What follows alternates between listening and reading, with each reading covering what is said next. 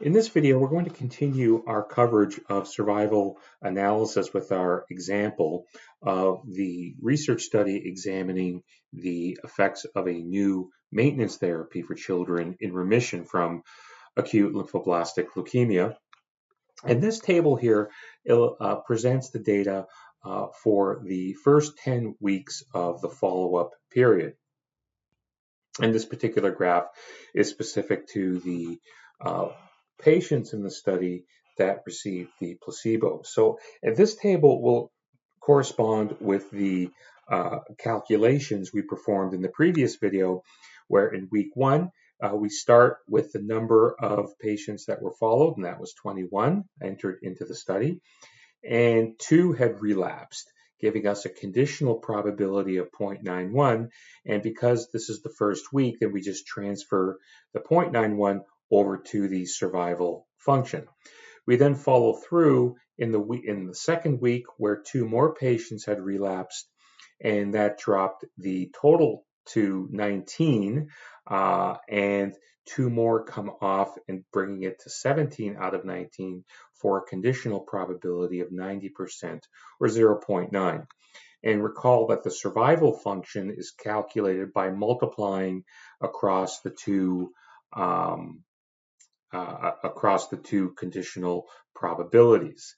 And we continue that through, so here we have a 0.81 multiplied by the 0.91, and this pattern continues as we move down the table for the duration of the study set out in this particular case, in this part of the study, for 10 weeks.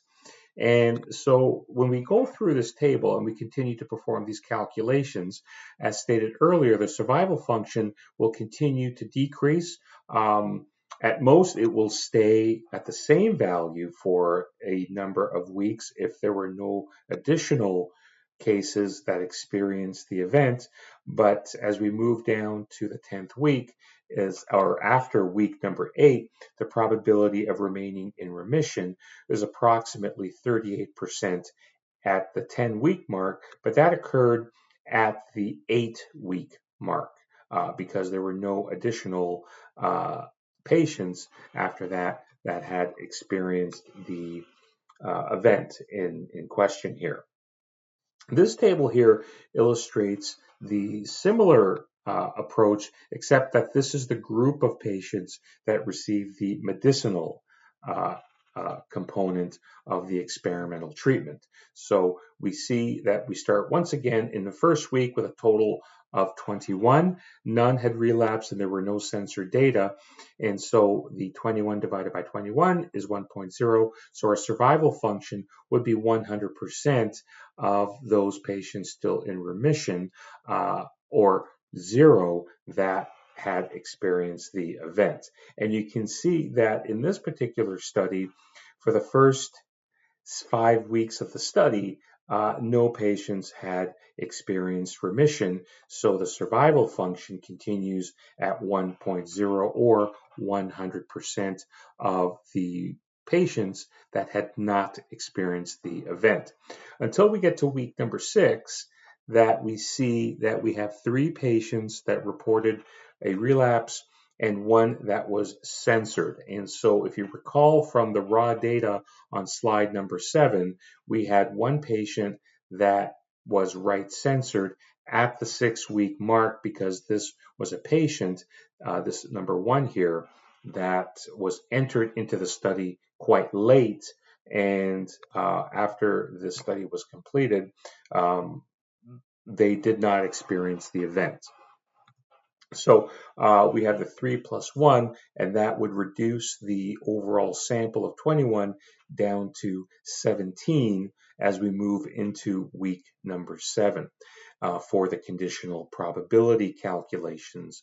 And then as we move through with the survival function calculations, comparably, we see a much larger proportion of those patients that received the actual medicinal ingredient that remained in remission. And so the value of 81% we see at week 10, but that occurred at week number 7 as no additional patients were added to the calculation of conditional probability. And at week number 10, there was one additional right-censored patient, but that number would not be used until we would move into week number 11.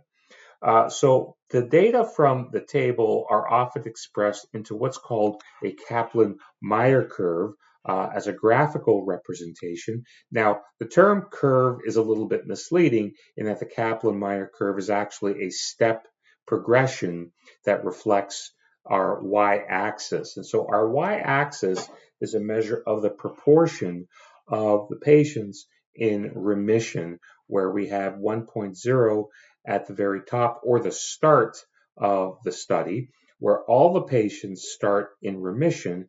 And we can see that as the weeks since the randomization into the two different groups, that we see a decrease in the proportion in remission as patients start to experience the particular event.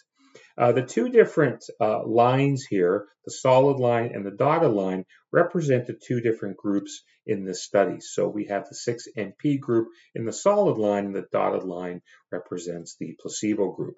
So the first thing to note here is that the vertical drop, if you will, the vertical shifting in a line, and this occurs for the other group as well, these drops occur at the observed relapse times. And so for the 6MP group, we have 100% of the patients in remission until approximately week number 6 here, based upon just a visual inspection of this graph, where the proportion in remission drops acutely here, and it achieves a new proportion in remission.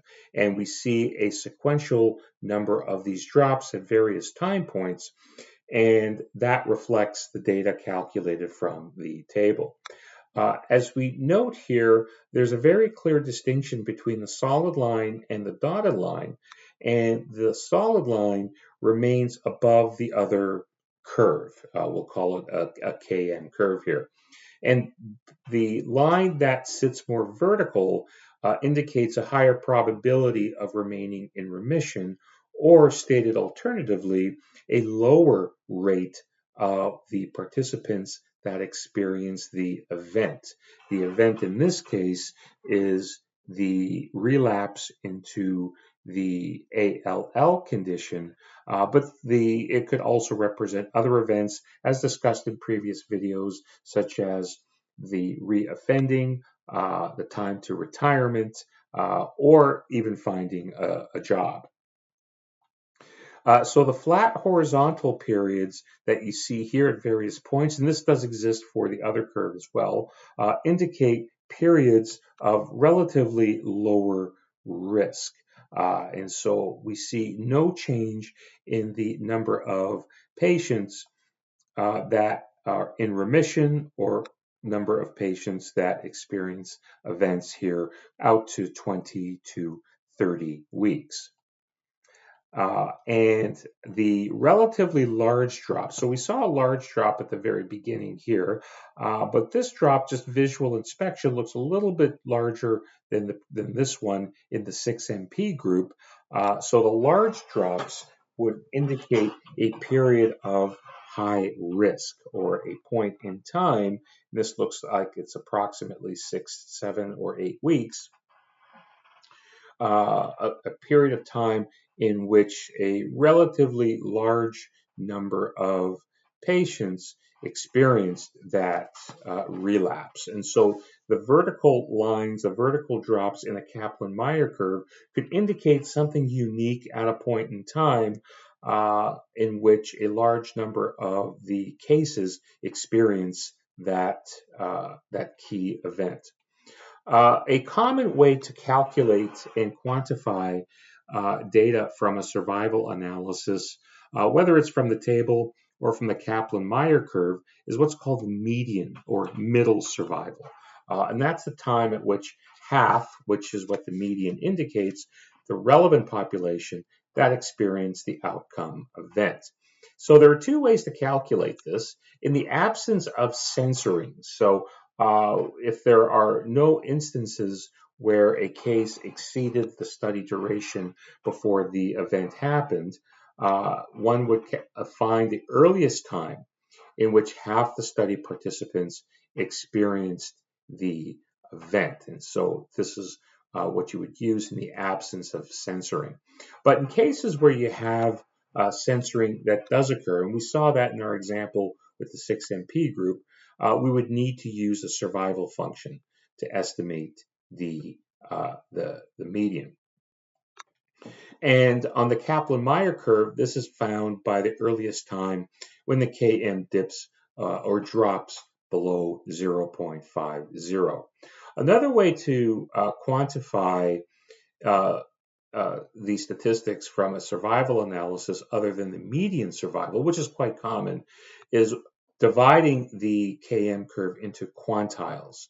And quantiles are identified portions of the time duration of the study that would indicate the occurrence of these key events. The P quantile is referring to the earliest time the Km function drops below 1 minus P. And so as an example, if a researcher is interested in a 0.25 quantile or 1/4, that would be the earliest time the Km curve drops below 1 minus 0.25. So the earliest time the Km curve drops below 0.75 as indicated on the y-axis. Now, the limitation of using quantiles is that if the curve doesn't reach that particular quantile, depending upon the study and depending upon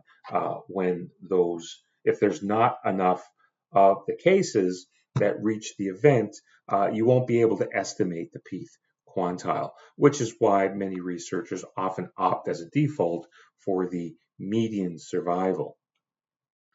So on the Kaplan-Meier curve, this is the same curve we had on slide number 13.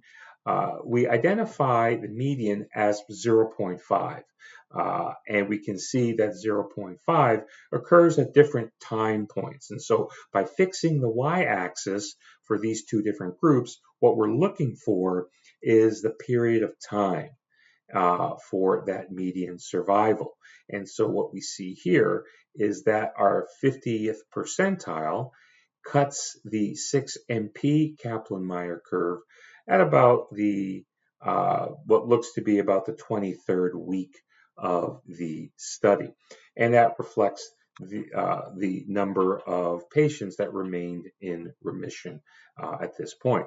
If we take a look at the placebo group, we see that the 50th percentile or the median crossed at a much earlier time point prior to the 10-week period. And this looks like it occurred between weeks 7 and 8. And so based upon the table on slide number 11, you would find the 50th percentile between week 7 and week 8, where week 7, the survival function was 0.57, and in week 8 it was 0.38. And so you would just conclude that the median occurred between weeks 7 and 8. And you could use linear interpolation between 7 and 8 to get a more definitive time point that you could possibly use for interpretation. So this ends our fourth part of survival analysis.